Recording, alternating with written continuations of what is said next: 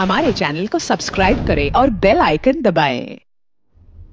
आसुअछि एही अक्टोबर 9 तारिख में अर्धेन्दु साम को big budget film villain film की रिलीज अपेक्षा थिला बेले एहार स्टारकास्ट माने जोरसोर रे फिल्म पाई प्रमोशन करछन्ती।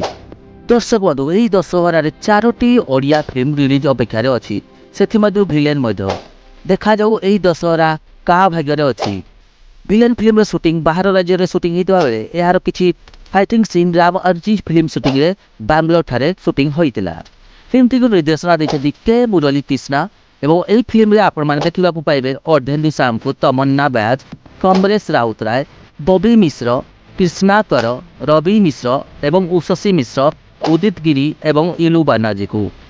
दर्शक बंधु एही भिडियोटी आपनको केमिति लागला आपनको मतामत कमेंट माध्यम निश्चय जणाइबे। जदि एबे सुधा मो चैनल को सब्सक्राइब करना हथि ताले निश्चय सब्सक्राइब करबे एवं घंटी बटन दबाइ देबे एमिति नवा नवा भिडियो देखिबा पाई।